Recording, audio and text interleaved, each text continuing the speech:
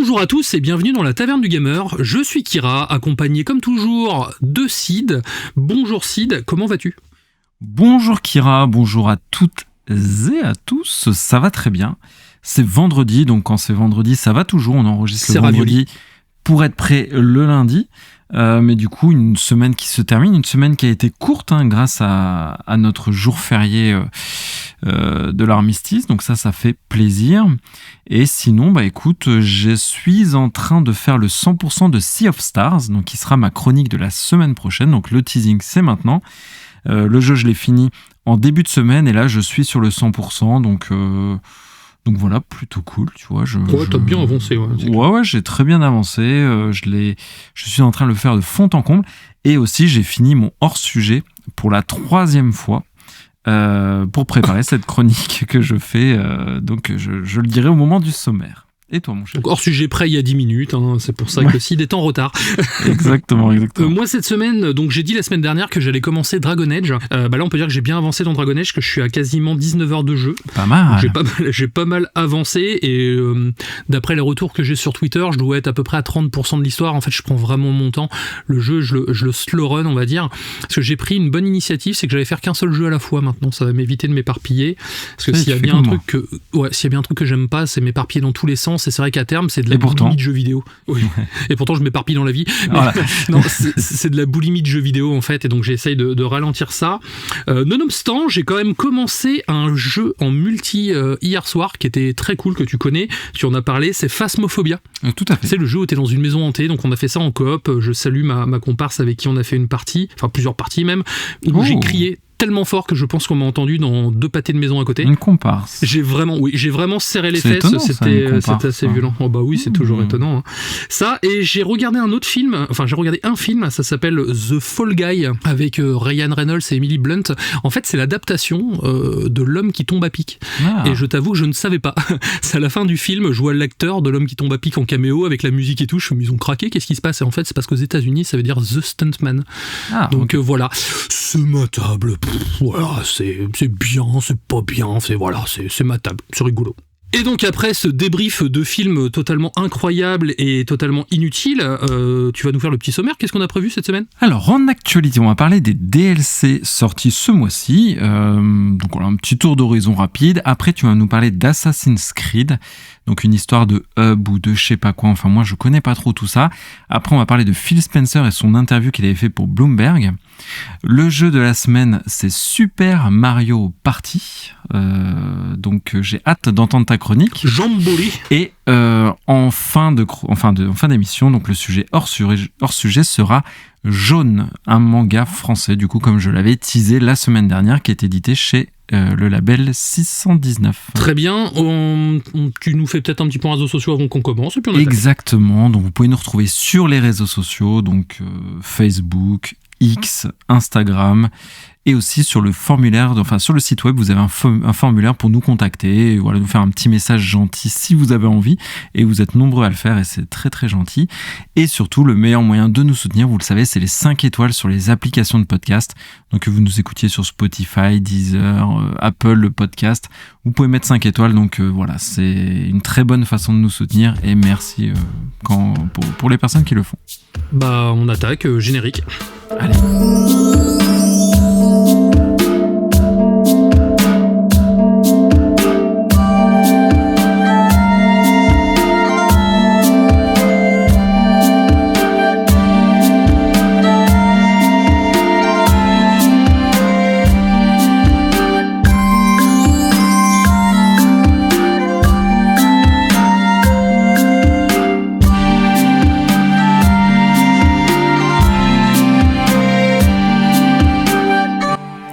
Petit tour d'horizon des DLC. Pourquoi j'ai choisi cette actualité ?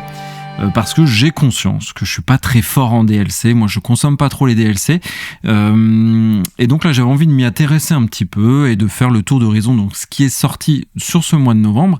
Et je voulais commencer par le petit robot Astro, donc Astrobot, chez PlayStation, donc qui ont offert 4 DLC gratuits, avec à chaque fois un niveau jouable. Donc par exemple, le 24 octobre, on avait Glissade Glaciale. Donc j'imagine que ça doit va cailler un petit peu. D'ailleurs, c'est très d'actualité parce que le froid est revenu quand même, Kira. Il commence à peler. Il caille bien. 31 octobre, promenade propulsée. Le 7 novembre, gonflé à bloc. Et le 14 novembre, montée du Mercurobot. Donc 14 novembre, c'est pour ça que j'en parle. C'est que c'est la fin de ces 4 DLC gratuits qui apportaient aussi du speedrun et 2 bots. Donc c'est les petits robots à débloquer dans ces niveaux. Donc avec Stellar Blade et Helldiver, par exemple, en tête de pont. Tête d'affiche si je puis dire. Donc voilà, c'est la fin de la cascade des DLC pour Astrobot et je trouve que c'était très bien, en tout cas PlayStation et ce jeu-là et la team Asobi ont bien fait vivre ce jeu. Ils ont bien bossé, ouais. Ouais, ils ont bien bossé. Et puis c'est cool ce genre de proposition en fait. Bah oui, ça fait vivre le jeu, c'est sympa, c'est gratuit, ça va pas direct dans le marché de l'occasion. C'est un jeu, en plus déjà d'une, et c'est un jeu qui fait vivre justement une communauté autour de PlayStation, et c'est très bien de rajouter des choses comme ça, surtout avec Stellar Blade et Helldivers, et ça me donne la transition pour l'autre DLC. On a la date donc de Stellar Blade Cross Nier Automata. Donc ça c'est pour moi, je suis très content parce que j'adore Stellar Blade et j'adore Nier Automata qui est un de mes jeux de cœur. Donc le 20 novembre, on aura accès au DLC du coup de Stellar Blade qui sera payant a priori, bien qu'on ne connaît pas le montant. Et donc contenu encore, si. Un petit peu de contenu, si on aura Emile, donc qui est un personnage récurrent de Nier Automata. Non, c'est la petite, je sais pas si tu connais vraiment Nier Automata et l'univers de Yoko Taro, mais c'est une tête ronde, blanche, un peu comme la lune, tu vois, imagine la lune avec des yeux et une bouche. Donc c'est un petit robot, un androïde qui est très présent dans Nier Automata et qui arrive dans Stellar Blade, qui débarque avec sa boutique itinérante, donc il aura des items à vendre autour de Nier Automata. Par contre, est-ce que ça ira plus loin avec des niveaux, enfin des costumes, ça c'est certain. Voilà, j'ai pas tous ces détails. En tout cas, je pense pas que ça a été communiqué. Ça a l'air d'être vraiment purement cosmétique. Moi, j'espère en tout cas un petit niveau. Faut pas que ce soit trop cher, quoi. Faut vraiment pas que ce soit trop cher. Et sachant que le DLC est accompagné d'une mise à jour gratuite qui va rajouter des costumes, qui va un petit peu optimiser le jeu et surtout un mode photo parce que dans Stellar Blade, alors que c'est un jeu très photogénique, il n'y a pas de mode photo. C'était vraiment une des déceptions. Je l'avais noté moi d'ailleurs comme point négatif sur le jeu. Et ça arrive aussi, donc c'est indépendant du DLC, mais ça sort le même jour et c'est gratuit. Ok, d'accord. Donc bien, et puis c'est une collab qui de toute façon fait sens puisqu'on sait que Stellar Blade a été très très influencé par l'univers de Yoko Taro et Nier Automata. Donc voilà, la boucle est bouclée.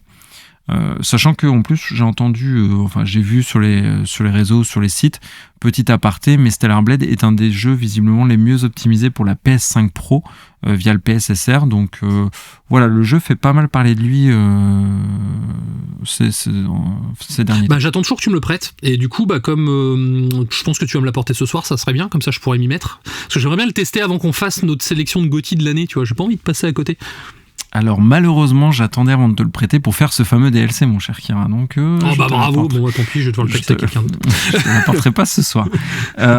Et dernier DLC que je vais mettre en avant, c'est Sea of Stars, justement, pour faire encore un peu de teasing sur ma chronique de la semaine prochaine.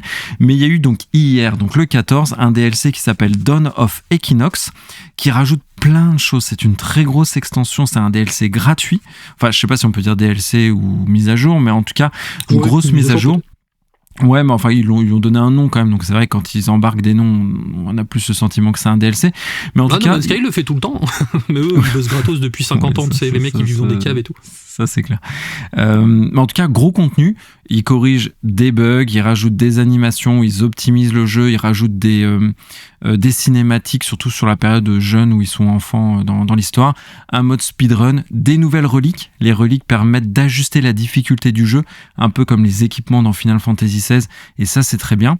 Ils rajoutent des modes de difficulté d'ailleurs, et en plus, ils révisent un petit peu le mode de combat où ils rajoutent des petites choses, enfin ils optimisent, ça j'expliquerai plus la semaine prochaine lors de ma chronique, mais c'est pas tout, ils rajoutent un mode coop aussi, donc c'est pour ça que je dis que c'est la mise à jour / DLC parce que c'est quand même très ambitieux, donc on va pouvoir jouer à plusieurs à Sea of Stars, là où c'était un jeu solo.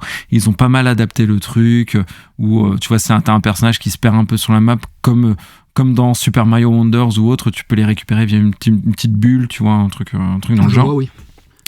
Donc voilà, gros DLC, enfin grosse extension sur Sea of Stars, donc voilà des jeux qui vivent. C'est un peu ce qu'on dit, Kira, c'est que maintenant les jeux sont amenés à aller sur la durée, à vivre, ouais, voilà, sur le long terme. Mais c'est 3 bons exemples: Astro, Stellar Blade et Sea of Stars. Et bah justement, tu m'offres une transition toute trouvée sur on va dire les licences qui essayent de vivre sur le long terme. On va parler d'Assassin's Creed Shadow. Alors donc, tout le monde le sait, la sortie d'Assassin's Creed Shadow était repoussée à 2025, mais de nouvelles informations fuitaient récemment. Le jeu promet d'être riche en contenu, car ils n'ont pas annoncé des Season Pass, mais des Battle Pass. Oui, comme dans Fall Guy. Donc le premier, intitulé Hey in the Dark, offrira 20 niveaux de cosmétiques gratuits, donc un système de paliers. Ils ont également parlé d'autres Battle Pass par la suite, donc The Hidden Network et The Last Ronin. Il y a également In the Shadows, qui est aussi annoncé, mais on n'en sait pas plus par rapport à ça. Donc ça, c'est la première chose déjà. Donc maintenant, dans un jeu solo, on va avoir un Battle Pass de skins cosmétiques. Ok, est-ce que c'est nécessaire ? Voilà, je ne pense pas, mais je crois qu'Ubisoft essaye de tenter des choses. Ils ont également parlé du fameux hub Animus, tu sais, c'était le nom de code Assassin's Creed Infinity, on en avait parlé. C'était étonnant ça, ouais.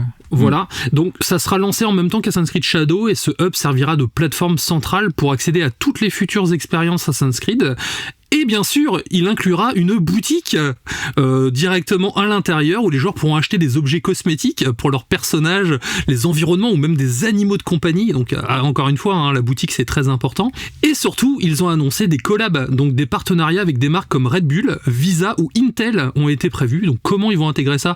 Quand je joue à Assassin's Creed, j'ai pas envie de voir une canette de Red Bull traîner. Enfin, que fait Ubisoft ? Clairement, que fait Ubisoft ? Moi, quand je vois ça, en fait, je me dis qu'ils sont en train ils tentent de faire un truc à la Fortnite en fait. Ils veulent faire de leur hub, on va dire peut-être un truc social, je sais pas, où ils pourront mettre en place un système d'event. Mais encore une fois, quoi, entre le Battle Pass cosmétique, la boutique du hub et le système de partenariat, moi plus ça va, moi je suis intéressé en fait. Et ça arrive quand plus ça va, plus je me dis que... en même temps qu'Assassin's Creed Shadow, donc au mois de mars. L'idée du hub, c'est vrai que c'est... Enfin, je pense pas que ça soit une mauvaise idée, parce que Fortnite est un très bon exemple où on est parti d'un jeu très communautaire qui fonctionne très bien, et parce que le mot d'ordre aujourd'hui dans le jeu vidéo, c'est la rétention. Donc là, on vise à ce que les gens restent sur la durée sur une plateforme plus qu'à un jeu. Donc Fortnite, l'idée, c'est de picorer maintenant les différents jeux qui existent autour de la plateforme Fortnite, comme des jeux de voiture, des jeux de tir, voilà, Fortnite, etc. Donc ça, moi, je pense que c'est une bonne idée. Après, l'intégration de sponsors ou de marques, si c'est intrusif, enfin franchement, c'est quelque chose de tout à fait détestable. Après, il faut voir comment ça va être amené, évidemment. Mais ça, c'est vrai que c'est un point sur lequel je suis, pour ma part, plus frileux. Après, on l'a vu dans les jeux de voiture, dans les jeux de sport, ok, mais dans des Assassin's Creed, c'est dur à intégrer. Dans une expérience solo à la Assassin's Creed, je veux dire, Fortnite, ça reste du multijoueur, tu peux avoir ton skin pour entre guillemets, te la péter devant tes amis ou pour montrer ton skill, tu vois. Dans un jeu de voiture, c'est pareil. Mais là, ce qui me choque surtout, c'est qu'ils annoncent, donc, le jeu Assassin's Creed Shadow est pas encore sorti, et les premières choses qu'ils annoncent avec ce fameux hub Assassin's Creed, c'est les boutiques, c'est les cosmétiques, c'est les Battle Pass à payer en plus, en fait. Et encore une fois, Ubisoft pour moi, est censé se racheter quand même une certaine image, surtout après la débâcle Star Wars Outlaws. Et là, on se retrouve avec, encore une fois, un côté, non, on fera pas de Season Pass. Non, mais vous faites des Battle Pass cosmétiques, d'accord, c'est facultatif, mais bon, voilà, quoi. Et je préfère qu'ils mettent en avant le jeu, tout ce qui a été fait justement là-dessus, surtout que le jeu a besoin de se racheter une image, et je pense pas que c'est en annonçant des boutiques en grande pompe et des partenariats que ça va changer la donne, quoi. Ouais, c'est clair. C'est peut-être pour rassurer les investisseurs, enfin bref, je sais pas trop quelle est l'idée derrière ça. Après, moi je dis, tant que c'est cosmétique, c'est nos problèmes, chacun consomme comme il veut. C'est plus gênant quand à la Capcom, j'aime pas trop, où tu t'achètes des collectibles qui vont te permettre de faire gagner du temps de jeu. Ça je suis moins fan, mais du cosmétique, ça j'avoue, moi c'est moins un carton rouge. Non, c'est vraiment plus l'intégration des sponsors, je trouve ça un peu chelou, donc à voir comment ils vont faire ça. Ouais, c'est clair.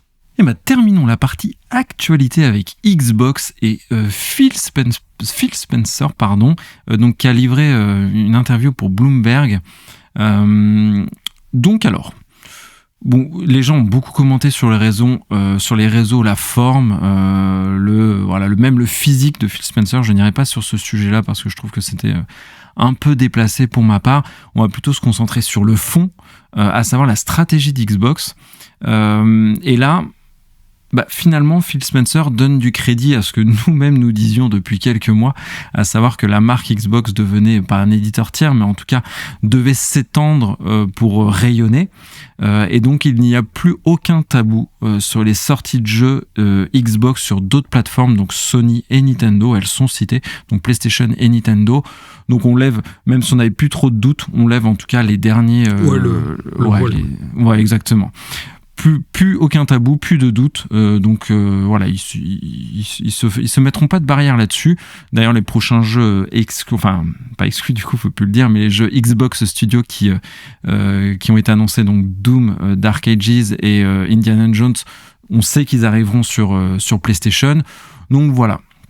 Ils embrassent complètement cette stratégie, on sait qu'elle est payante, il le disait lui-même que c'est une stratégie qui paye déjà parce que les joueurs PlayStation sont des joueurs qui achètent leurs jeux, qui consomment qui consomment plus que les joueurs Game Pass par exemple qui vont rester fidèles à un service et moins acheter les jeux.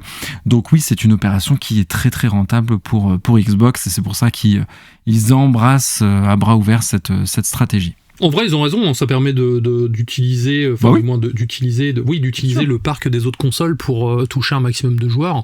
L'intérêt aussi, c'est que les gens puissent profiter de ce genre de jeu. Après, je pense qu'à terme, certaines consoles vont disparaître, c'est sûr, peut-être pas dans cette génération-là, peut-être la génération d'après, on ne sait pas. Mais en tout cas, le fait de sortir les jeux en multiplateforme, oui, pour moi, ça me paraît être le bon mood en tout cas. Ouais, totalement. Moi, je trouve ça très bien. Enfin, voilà, c'est une bonne stratégie et elle paye déjà. Côté hardware, on sait que la Xbox, en termes de console, elle est très en deçà par rapport à la PlayStation. Après, elle se vend quand même correctement. Mais là, la question était plutôt autour des consoles portables. Phil Spencer disait que avant de sortir du nouveau hardware, ils vont d'abord travailler à ce que les applications, l'écosystème Xbox tourne déjà très bien sur les appareils actuels, donc le mobile évidemment et aussi les PC portables si on peut dire, comme les ROG Ally ou ce genre de matériel. Donc ça, à court terme, c'est leur stratégie, faire en sorte que l'écosystème tourne très bien.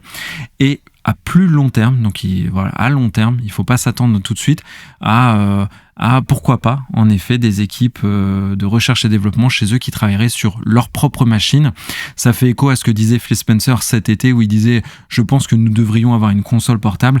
Voilà, il continue à donner du crédit là-dessus en temporisant, en disant que c'est pas pour tout de suite par contre, mais ça peut être un des avenirs du hardware chez Xbox, qui sera peut-être plus la console de salon, mais peut-être une console plus hybride PC ou portable / portable.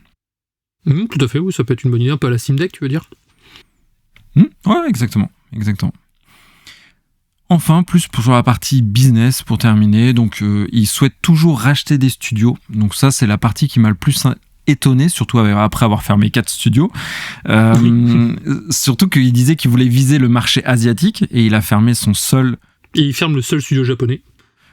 Son seul studio japonais avec Tango, un studio en plus de talent qui avait fait Hi-Fi Rush. Donc... Voilà, ils visent plus le marché chinois là cette fois-ci, donc on sait que PlayStation a eu aussi cette stratégie avec des jeux développés en Chine, mais il a eu quand même, je trouve, la petite phrase de trop en disant, je cite, l'activité Xbox n'a jamais été aussi saine, l'activité est performante en ce moment, je pense que cela signifie un avenir plus sain pour le matériel et les jeux que nous concevons, je suis plutôt satisfait de l'évolution de ce secteur. Or, pourquoi je dis que c'est la phrase de trop ? C'est que là, les joueurs, enfin tous, on est unanime pour dire que c'est une période qui est plutôt très compliquée, difficile, avec beaucoup de licenciements. Eux-mêmes sortent de 2500 licenciements, ils sortent de la fermeture de 4 studios. Donc dire que l'activité d'Xbox est saine et dire que le marché et le secteur est sain en ce moment, alors qu'il vit plutôt une période de tourmente avec des AAA toujours plus chers, avec des licenciements massifs. Enfin, voilà, je pense qu'on ne peut pas nier ce qui se passe. Xbox gagne énormément d'argent, surtout grâce à Microsoft, mais ils ne sont pas exemplaires. Donc je pense que c'est la phrase de trop. Il aurait mieux fait de ne pas trop évoquer ces sujets-là.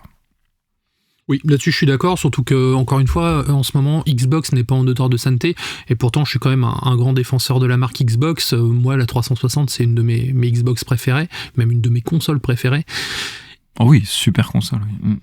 Et là, dernièrement, j'ai été vraiment pas mal déçu, à un point que je me suis désabonné du Game Pass, et surtout à un point que je revois ma façon de jouer, comme je t'ai dit encore tout à l'heure. De consommer. Et de consommer le jeu vidéo, parce que, encore une fois, la boulimie de jeux vidéo, j'en ai ras-le-bol. Et Microsoft nous a entraîné là-dedans, on va dire, et maintenant ils en payent quand même les pots cassés, licenciements, la console qui se vend moins, même la plupart des jeux en fait sont joués sur le Game Pass, c'est vrai, mais ne se vendent quasiment plus en physique, et moi c'est pas ce que je recherche dans le jeu vidéo. Donc dire que tout se passe bien pour la marque Xbox, c'est vrai que c'est un peu c'est vraiment, comme tu dis, du langage pour faire plaisir aux actionnaires, quoi. Ouais, c'était vraiment, je dis, la phrase de trop. Après le reste, c'était franc, ça semblait sincère, c'était intéressant, mais bon, là-dessus, je lui donne pas raison, en tout cas, d'avoir parlé du secteur de cette façon-là, en tout cas. Ainsi se termine la partie news. Donc, on va attaquer mon test de Super Mario Jamboree. Je sais pas si je le dis bien. Donc, juste avant d'attaquer, je vous ai sélectionné la musique du titre de lancement du jeu. Vous allez voir, elle est très entraînante.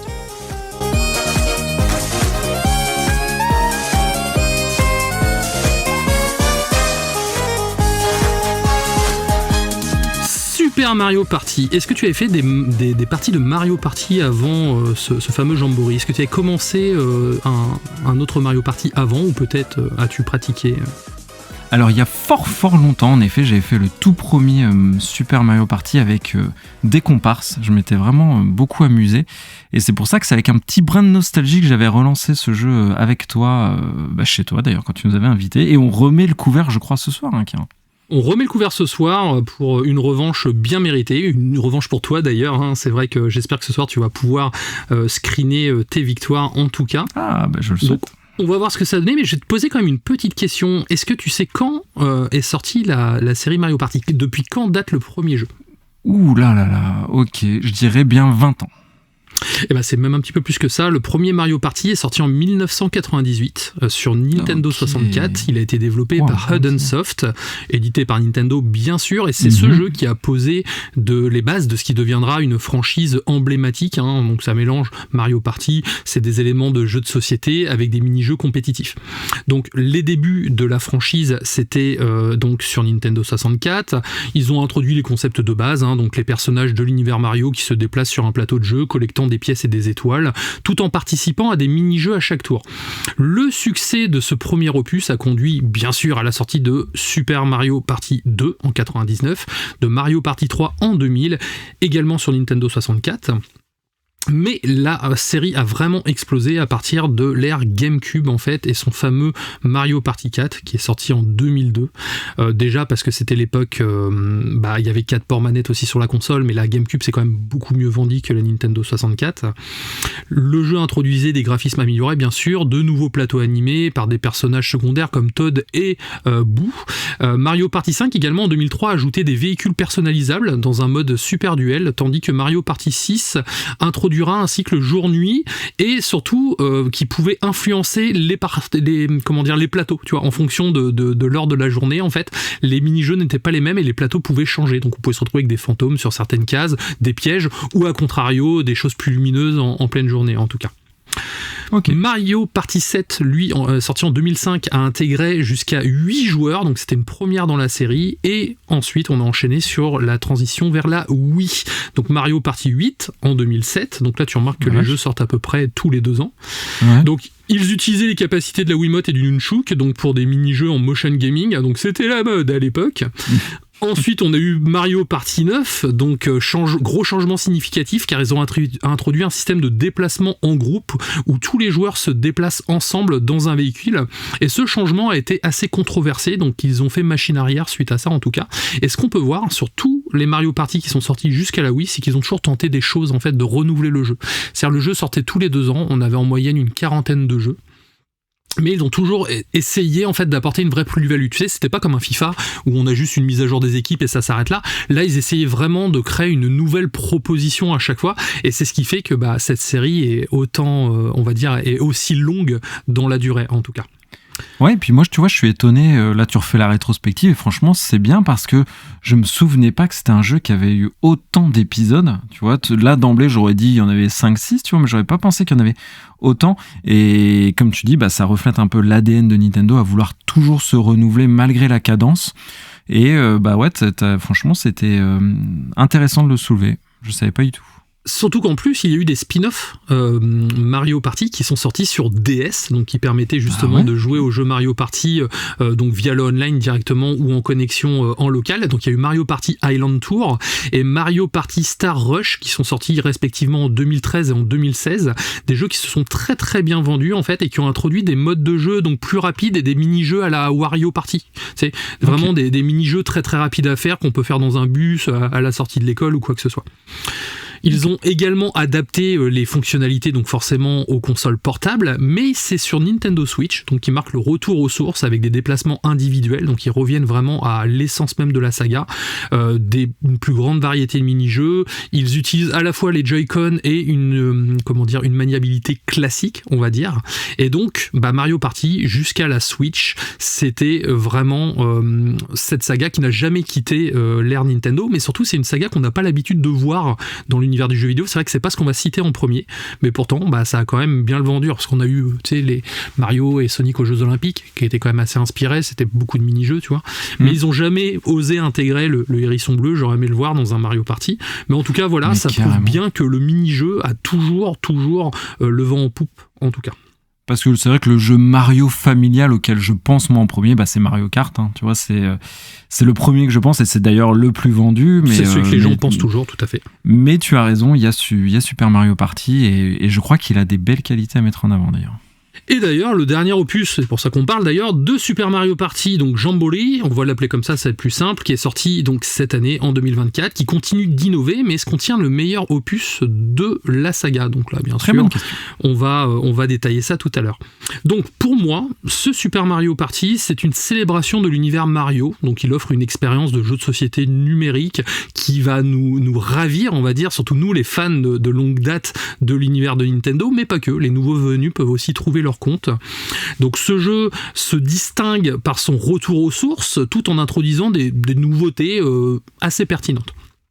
L'une des premières choses qui frappe dans ce jeu, c'est la diversité et la richesse des plateaux de jeu. Donc le jeu propose 7 plateaux distincts, chacun avec ses propres mécanismes et défis uniques. Parmi les nouveaux plateaux, on trouve Rainbow Galleria, un centre commercial où des ventes flash récurrentes réduisent le prix des objets et des étoiles. On a également le Goomba Lagoon, que j'ai beaucoup aimé celui-ci, donc qui est situé sur une île tropicale. Donc j'avais fait avec une personne en coop et je me suis fait, en coop, en ligne, et je me suis fait éclater. Donc j'étais assez mauvais, j'avoue. Sur une île tropicale, donc, et où on a des niveaux d'eau changeants qui ouvrent et qui ferment des chemins. Cette map m'a fait péter un câble. Genre, j'ai dû faire j'ai tourné autour d'un rond-point, je pense, pendant 4 tours, parce que quand l'eau est montée, en fait, tu ne peux pas passer, en fait. Ça te bloque certains passages, et du coup, forcément, ça te ralentit, et je pense qu'on va faire celui-ci ce soir, on risque de... parce que j'avais dit, on l'a pas fait, celui-là. On est d'accord. Non, on avait fait que, nous, quand on avait joué, on avait fait les 2 premiers, là, on va faire les 2 suivants. Et le centre commercial, ouais. Exactement. Non, on avait fait la course, le circuit. Tout à fait. Donc ces environnements ne sont pas seulement visuellement attrayants, mais ils ajoutent également une couche de stratégie qui maintient quand même les joueurs sur le qui-vive à chaque tour. Mais les plateaux ne sont pas le seul élément à briller dans ce jeu en fait. Pourquoi ? Parce que Super Mario Party Jamboree a également plus de 110 mini-jeux au compteur, chacun offrant une expérience unique et souvent hilarante. Ces mini-jeux couvre une gamme de genres, on va dire ça va de l'adresse à la mémoire, en passant par l'action, le rythme.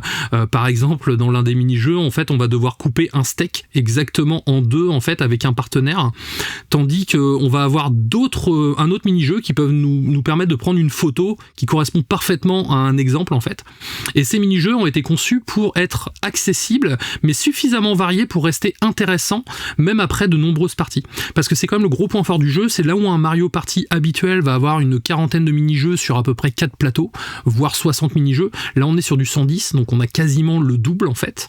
Et du coup, ça se renouvelle constamment. Je vais te donner quelques exemples de jeux, mais on a le mix de Mario, donc c'est un jeu où tu dois mélanger des ingrédients pour créer des plats parfaits. On a l'énigme du manoir de Luigi en fait, qui résout, on va devoir résoudre des énigmes dans un manoir hanté comme dans Luigi's Mansion. On a le répit de Peach, où on doit aider Peach à se détendre en évitant des obstacles. Donc on a des parcours sportifs, on a des quiz télé, on a du flipper, on a des courses à dos de Yoshi, on a du snowboard, on a du bango rythmique avec Donkey Kong, on a aussi un jeu de boxe avec des boxeurs robots. Enfin vraiment, il y en a pour tous les goûts et c'est ce qui fait que c'est si intéressant en fait. Et en plus, on est imbibé, enfin on transpire l'univers Nintendo avec, tu l'as dit, Luigi's Mansion, Peach, enfin on retrouve un petit peu tout cet univers étendu, mais c'est presque peut-être mon seul petit regret, c'est que j'aurais fait vraiment un univers étendu au sens très large, un peu à la Smash Bros, tu vois, où tu vas taper dans du Fire Emblem, tu vas taper dans d'autres licences Nintendo, ça aurait été du F-Zero, enfin tu vois, c'était peut-être le step au-dessus, mais pourquoi pas un jour, hein, peut-être, on sait pas, on verra. En fait, ce que je me dis, c'est que je vais t'exploser. Ça va être une belle victoire, je pense, ce soir. Tu vas voir, je te prépare des petites surprises. D'accord, j'ai hâte. Donc, il y a un autre ajout notable, en fait, c'est le mode Pro Rules qui réinvente la façon dont Mario Party a été joué. Donc, on va remplacer autant d'éléments basés sur la chance que possible par des tactiques plus compétitives. Dans ce mode, les boutiques d'objets ont un stock limité, les catégories de bonus sont révélées avant le début de la partie et les joueurs votent pour choisir les mini-jeux à jouer, en fait. Donc, ça transforme le jeu en expérience vraiment de compète et c'est idéal pour ceux qui veulent faire une compétition plus contrôlée et plus amusante. Donc c'est ce qu'on va faire ce soir. Le jeu ne se contente pas non plus de proposer des modes multijoueurs, on va dire, en local. Il inclut également un mode solo, donc une première pour la franchise. Donc ces modes solo ne sont pas aussi divertissants que de jouer avec d'autres personnes, mais ça a le mérite d'exister, de pouvoir s'entraîner. C'est surtout ça. On a les Showdown Minigames, c'est un exemple, on va dire, c'est un exemple de contenu où chaque personnage a son propre mini-jeu thématique, comme un jeu de rythme, comme je te disais tout à l'heure, avec Donkey Kong, ou un jeu de plateforme avec Luigi. Et ces mini-jeux sont non seulement amusants, mais aussi, encore une fois, rendre hommage à l'histoire de Nintendo comme un gros parc d'attractions, tu vois. Et c'est dans ce moment-là que je me dis que j'aimerais bien visiter le parc d'attractions de Nintendo. En termes de jouabilité, donc le jeu est très flexible, hein, clairement. On peut personnaliser les règles de jeu selon nos préférences. On peut choisir entre 10 et 30 tours. On peut activer, désactiver les bonus. On peut même décider si les mini-jeux seront choisis par vote ou au hasard, ce que je te disais tout à l'heure. Cette personnalisation permet vraiment d'adapter le jeu à différents niveaux de compétences de ses joueurs, d'expérience aussi, mais surtout le temps que tu veux dans ta partie. Tu peux très bien lancer une partie d'1h30, comme tu peux lancer une partie de 30 minutes si tu as envie, et ça reste très cool. Enfin, le jeu propose un mode en ligne qui est vraiment très très cool et moi c'est celui que j'ai le plus pratiqué pour le coup. Donc ça permet de jouer avec des amis ou des inconnus avec l'abonnement Nintendo Switch Online, bien sûr. Les parties en ligne se déroulent exactement comme les parties avec ses potes à la maison, mais ça offre une expérience très fluide et agréable parce qu'au final, le online est très très stable et c'est une des premières fois que je joue vraiment au online sur Mario Party. Avant, j'avais fait un petit peu de Mario Kart et je ne me souvenais plus que c'était aussi stable en tout cas. Alors moi, j'utilise beaucoup le Switch Online avec F-Zero 99 et c'est vrai, tu as raison. Je l'ai téléchargé. Il est très très très très bien et c'est un exemple de stabilité par contre, ce online, je suis d'accord avec toi. Et aussi, moi, ce que je mettrais en avant pour Super Mario Party, c'est l'accessibilité. Et là, on est tellement dedans. Tout le monde peut y jouer à tout moment. Enfin, tu vois, tu peux passer la manette à quelqu'un qui est non-joueur. Il s'en sortira et je trouve que ça, c'est une belle performance sur les mini-jeux, hein, surtout.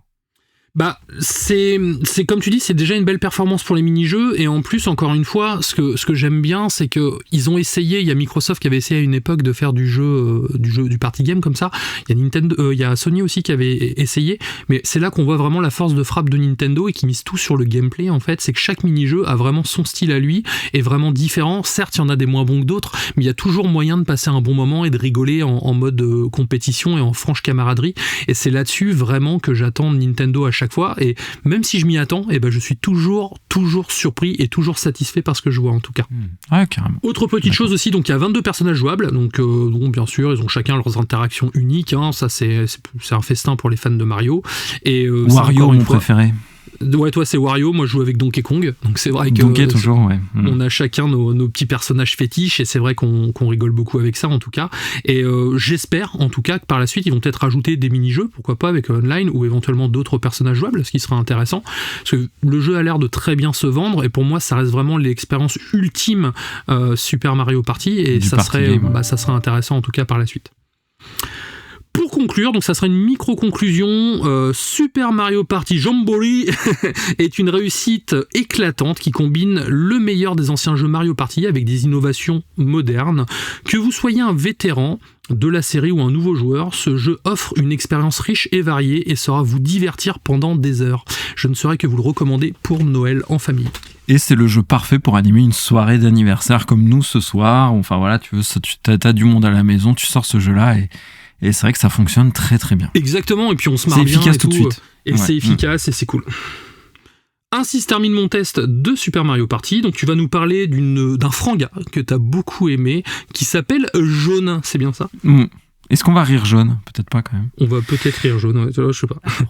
Jaune, en effet. Donc au scénario, on a Run, au dessin, on a Rours, Prince Rours. C'est édité chez Label 619. Et cette semaine, je vais vraiment me consacrer à Jaune, donc le manga français, mais à l'occasion, je reviendrai pour parler du label justement 619 qui a été une très grosse découverte pour moi. Je l'ai surnommé un peu comme ça sur les réseaux quand j'étais en plein dedans. C'est un peu, je trouve, le Métal Hurlant des temps modernes parce que c'est un label qui édite plein de bandes dessinées qui sont assez transgressives, imaginatives et j'ai trouvé vraiment que c'était un vent de fraîcheur quand j'ai commencé vraiment à parcourir ces œuvres de ce label et ça m'a un petit peu sorti de ma zone de confort. Donc vraiment j'ai beaucoup aimé, donc je reviendrai avec des chroniques où je parlerai plus de Run, où je parlerai du label, etc. Mais en attendant, on va se consacrer donc à ce manga. Juste 2 petits big up avant. Big up à Sydney, qui est mon vendeur de bande dessinée dans un espace culturel près de chez moi, qui m'a fait découvrir justement cet auteur, Run. Et big up à Mika, un de nos fidèles parmi les fidèles auditeurs, qui est très fan justement de ce label et aussi de cet auteur, avec lequel on a partagé justement nos points de vue sur Jaune. Donc je laisse une petite musique, Kira, que tu connais très très bien, que tu aimes beaucoup, que tu adores. Donc voilà, musique.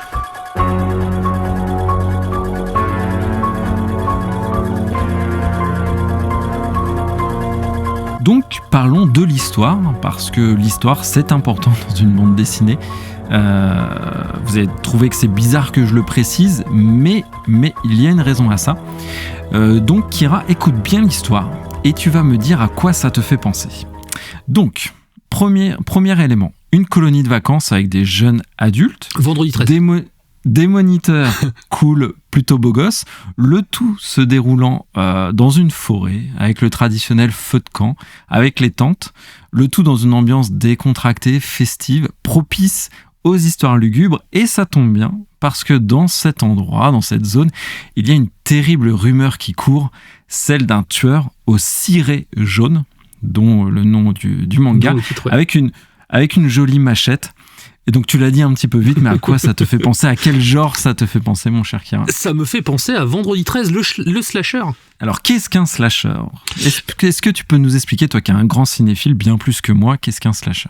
Alors un slasher, c'est un film en fait qui consiste à voir des jeunes débiles qui se séparent pour quadriller plus de terrain et qui se font tuer bêtement par un boogeyman, donc par un croque-mitaine, on va dire. Donc ça peut être Freddy Krueger, ça peut être Jason Voorhees, qui est souvent très très fort et increvable. Et à la fin, il reste la final girl, comme on dit. Et donc, t'as raison, mon cher Kiki. Nous sommes en face d'un slasher en manga. Donc la musique qu'on a entendue, c'est la musique d'Halloween, un de mes slashers préférés, avec le cher Michael Myers. Michel Meyer dans sa version originale, qui est très bien. C'est le meilleur, le premier, l'ancien. Dans sa version française d'époque. Dans son jus, comme on dit. Dans son jus, dans son sang.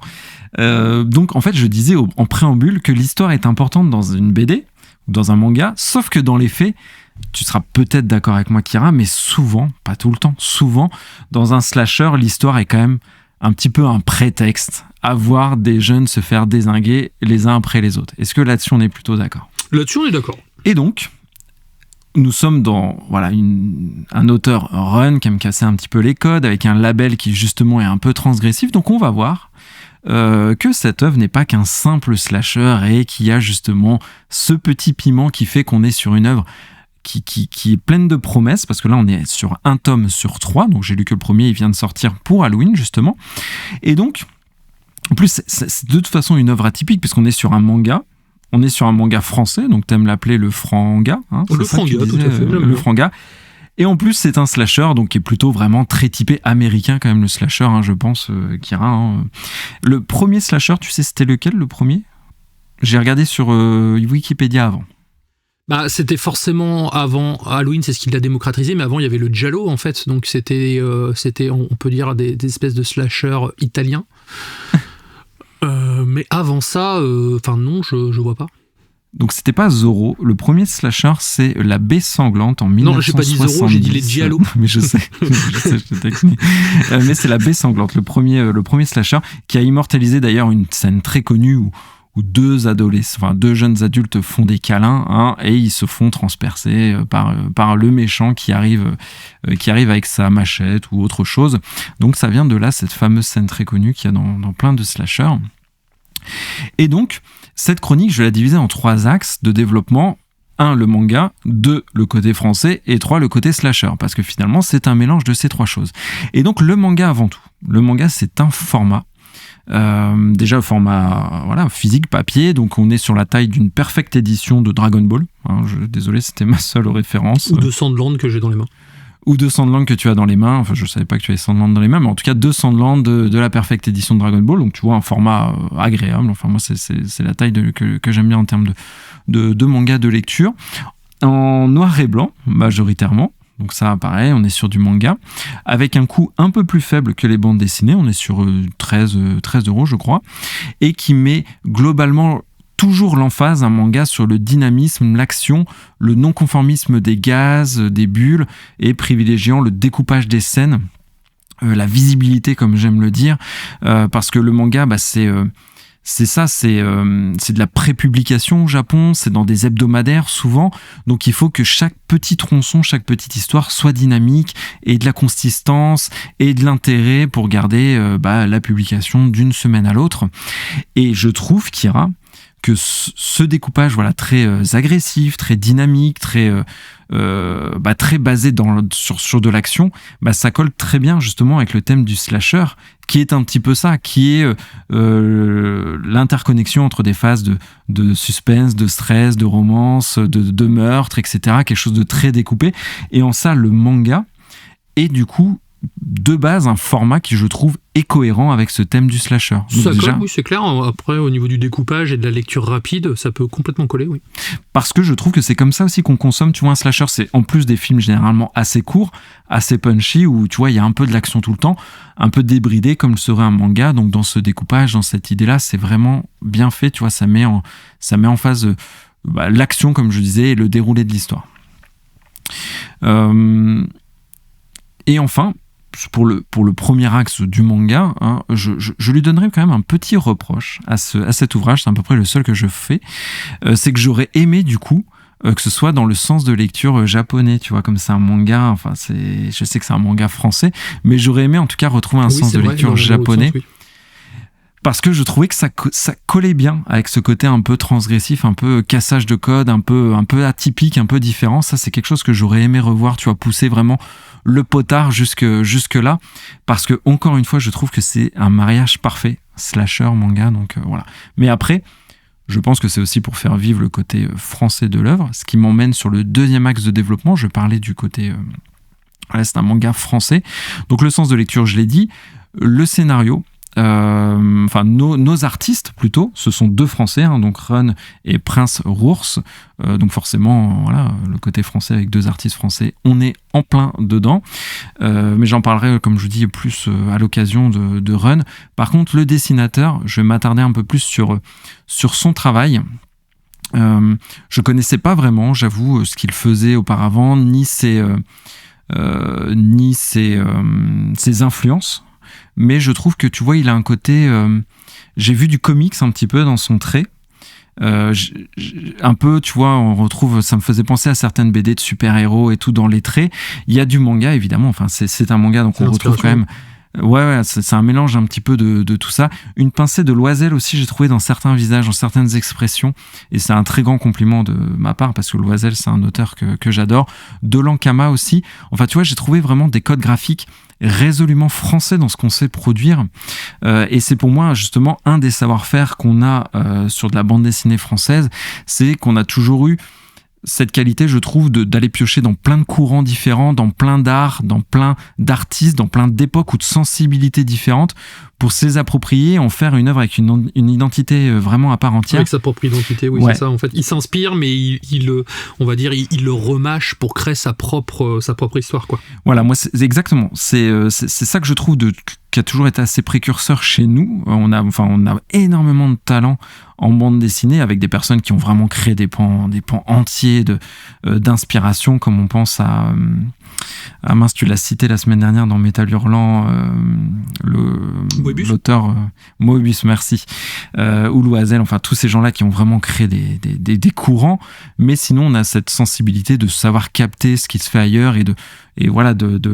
l'amalgamer dans une seule œuvre, et ça, je trouve qu'il le fait très bien, cet auteur. Il arrive à avoir des inspirations tout en gardant une identité. Et aussi, le slasher, il faut qu'on se le dise, c'est un genre qui met en avant des personnalités, des personnages. Il y a des personnages sulfureux, il y a des personnages plantureuses pour des femmes, il y a des beaux gosses, enfin il y a de tout, et ça, il le retranscrit très bien. Donc c'est il utilise bien les clichés et tout. Il utilise extrêmement bien les clichés dans ce que les personnages ont le plus de stéréotypes. Enfin, j'en parlais un petit peu sur la partie slasher. Donc c'est très bien dessiné, c'est très adulte, il faut se le dire. Et mention spéciale aux pages en couleur qui offrent vraiment un souffle. Je trouve une intensité qui est bienvenue dans ce manga. Donc voilà, et aussi sur la partie française, si je puis dire, de l'œuvre, il y a un thème qui m'a un petit peu marqué dans cet ouvrage, c'est le harcèlement. Pourquoi je dis c'est français, donc on n'est pas des champions du harcèlement, mais c'est parce que c'est quelque chose qu'on voit de plus en plus, tu sais, Kira, aux infos, où les langues se délient. On avait même notre gouvernement qui avait un plan contre le harcèlement scolaire, etc. C'est quelque chose dans lequel on est de plus en plus sensibilisé, que notre société en parle beaucoup, et ils ont réussi à intégrer ça de façon très subtile, intelligente, et qui colle en plus au slasher, et c'est vraiment fin, pour parler de cette violence, pour dénoncer, et en ça, je trouve que, tu vois, c'est super malin, et c'est très contemporain, et ça nous ressemble, donc tu vois, c'est la partie... que si je peux dire, tu vois, la partie qui nous ressemble dans ce slasher qui est plutôt américain, du coup. Oui, on a vraiment l'ADN, tu ressens l'ADN française, en fait, dans l'œuvre, quoi. Et enfin, le dernier plan. Est-ce qu'ils ont mis des baguettes dedans ? Des baguettes ? Des baguettes de pain, c'est français, donc... Est-ce qu'ils ont dessiné des baguettes de pain ? Je pensais des baguettes pour manger. Non, il y a des bérets. Non, même pas, il n'y a même pas de bérets. Donc la partie slasher, pour terminer, qui est le dernier point. Bon, moi, je suis pas un très grand adepte, mais voilà, j'ai juste à évoquer le scénario pour faire comprendre qu'on était en plein dedans, donc les codes y sont. Mais par contre, je vais pas trop en dire, parce que moi, il y a quelque chose d'assez inédit, donc c'est pour ça que j'aimerais bien que tu le lises. C'est parce qu'il y a quelque chose dedans que j'ai jamais vu dans aucun slasher, donc c'est pour ça que je retrouve là encore l'intelligence de l'auteur, c'est que tu prends quelque chose qui a des codes très établis et tu rajoutes un twist, mais vraiment bienvenu,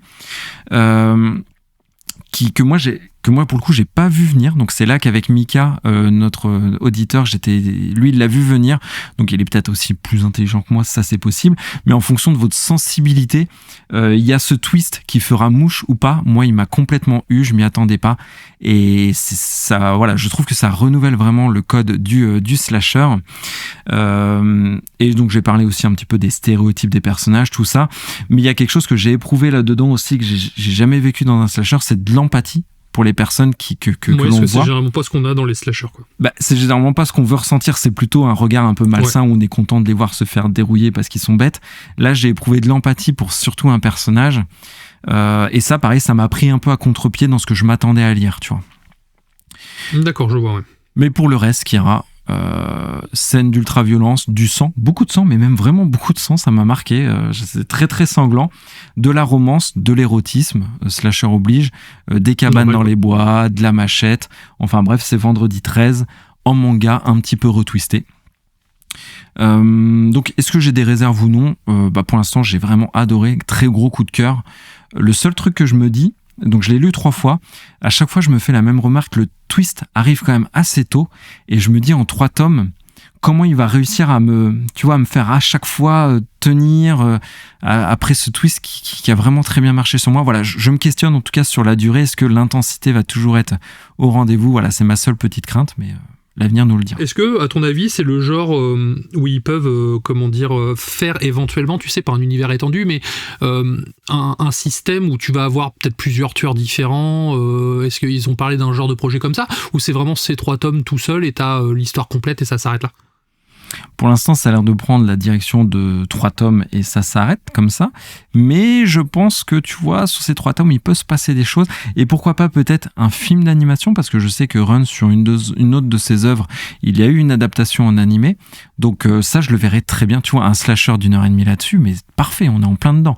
Donc, tu vois, une adaptation cinématographique ou en animé, ce serait parfait, je pense. Parce que la manière dont tu le racontes, c'est pour ça que je te posais la question, ça me fait un peu penser, tu sais, à The Casting of Frank Stone que j'ai testé il y a pas longtemps. Et je disais, ce qui serait bien, c'est qu'il fasse justement d'autres jeux avec d'autres boogeyman, en fait, dans le même univers. Et donc là, si c'est, comme tu dis, c'est aussi bien, en tout cas ça me hype beaucoup, ça peut être justement l'occasion de décliner cette œuvre-là avec un label jaune, par exemple. Il y a matière, en tout cas. Il y a matière parce qu'il y a cette volonté, tu vois, de dépoussiérer un peu tout ça, et moi, c'est ce qui m'a beaucoup plu. En conclusion, alors je suis assez fier de ma conclusion, mais ça se trouve, ça va être, quand je vais la dire, ça va être nul, mais bon, c'est pas grave. Pour obtenir de la couleur jaune, tu vois, je suis parti dans des délires. Donc il faut un savant mélange de rouge et de vert, sachez-le. Donc si vous ne saviez pas, je vous renvoie à vos cours de maternelle quand même, où il fallait mélanger les peintures entre elles. Mais en tout cas, le rouge ici est symbolisé plus par la froideur, la rudesse et la violence du slasher, et le sang évidemment, parce qu'il y a beaucoup d'hémoglobine. Et le vert, c'est l'intelligence de l'auteur, le mélange de notre culture à nous, de la bande dessinée, et le dynamisme hérité du manga. Et le mélange de ce rouge et de ce vert, ça forme ce fameux manga jaune, auquel on obtient un équilibre qui est pur, qui est très beau à regarder aussi, il faut le dire. Donc un mélange des genres qui détonne, et le jaune est une couleur assez éblouissante. Et voilà, j'ai été ébloui par ce que nous ont fait ces artistes. Donc c'est un grand oui, j'ai adoré, comme un bon film de Michael Myers qu'on adore. Et écoute, mais en tout cas, ça me tente beaucoup, et je pense que je vais essayer de me le lire assez rapidement. Je te le ramène ce soir, si tu veux que tu puisses carrément, si tu connais ma fascination pour les slashers, donc... j'ai besoin de ton regard, parce que tu vas me dire si vraiment le twist dépoussière vraiment le genre, ou au contraire c'est quelque chose qu'on a déjà vu. Moi je l'ai jamais vu, et je vais citer quand même la préface, parce que j'aime bien le faire. L'auteur donc dit merci à Angela, sa nièce, qui a participé au début de l'écriture. Donc bravo à Angela, la nièce de Run, qui a participé au début de l'écriture. D'accord, coucou Angela. Big up. Ainsi se termine le sujet hors sujet de la semaine, donc sur la bande dessinée, enfin du moins le manga jaune, qui est disponible dans toutes les bonnes crèmeries. Est-ce que tu as des big up, des petits coucous que tu souhaiterais faire à des gens ? Alors j'ai 3 big up. Evan360 qui nous dit chaque semaine il nous écoute, il est content de nous retrouver, il nous fait des big up. Ça tombe bien, on lui fait un big up aussi. On a sur le formulaire du site web Hello Delu qui a dit merci à Sid et Kira pour vos chroniques toujours plus passionnantes et géniales. Merci beaucoup Hello Delu. Et merci à Paco2. Donc un gamer de 50 ans, il le dit lui-même, c'est pas moi, qui s'est exilé en Normandie, donc si ça se trouve on est voisins sans le savoir. Il est pas loin de chez nous, ça se trouve. Et oui, et il nous adore, et à nous écouter, ça lui rappelle ses beaux moments de jeunesse. Bon, il a 50 ans, il est encore dans la fleur de l'âge, mais en tout cas il nous souhaite une bonne continuation, il nous remercie, donc c'est vraiment adorable. Mais toi, mon cher Kira, as-tu des big up pour tes comparses ? Pas du tout, moi je suis une personne qui fait pas de big up, je te laisse faire, c'est toi le chargé de communication de la taverne. C'est vrai qu'on centralise tout via le site internet, donc non, je n'ai pas de big up particulier à faire. Est-ce que tu as un petit peu de teasing à nous faire pour la semaine prochaine ? Malheureusement, j'ai déjà grillé toutes mes cartouches de teasing, puisque j'ai dit au début, ce sera Sea of Stars, donc dans la lignée de mon fil rouge avec The Messenger de la semaine dernière, qui est de Sabotage Studio, le même studio. Donc je ferai la continuité, je ferai même des parallèles entre les deux jeux. Enfin, vous allez voir, ce sera vachement cool. Enfin, je l'espère, je vais pas me balancer des fleurs à l'avance. Mais toi, en HS, qu'est-ce que tu as prévu ? Alors, j'ai prévu plein de trucs, mais je ne me souviens plus au niveau du planning où j'en suis, donc ça sera un des trucs du planning. Voilà, c'est tout ce que je peux dire. Bon, Ok. Très bon teasing. Je maîtrise l'art du teasing comme personne. Ouais. Est-ce que tu souhaites faire un petit mot de la fin, un petit coucou pour terminer quand même? Eh ben, coucou à Kira, que je retrouve dans une demi-heure pour jouer à Super Mario Party. Donc, jouer à des jeux vidéo, jouer à Super Mario Party. Avec des pizzas. Manger des pizzas, mais mangez pas trop de pizzas, parce que ça fait... Avec modération. Ça fait grossir, voilà. Lisez des livres. Moi, je conseille Jaune, label 619. Écoutez de la musique. Là, en ce moment, j'écoute Michael Jackson comme tout le temps, en fait. J'écoute Frank Sinatra, moi, en ce moment, tu vois, ça n'a rien à voir. Je sais pas pourquoi. Ça te rajeunit, et puis ça fera peut-être plaisir à notre auditeur de 50 ans, d'ailleurs. Voilà. Depuis que j'ai vu Joker, j'écoute Frank Sinatra. Aussi, lisez des livres. Donc là, je lis toujours le cycle. Tu l'as déjà dit. Robin Hood. Ah, je l'ai déjà dit. Ah oui, d'accord. Écoutez, faites ce que vous voulez, mais on se dit à la semaine prochaine. Hein, sur cette fin à la zob, moi je vous dis également à la semaine prochaine. Allez, ciao. Ciao.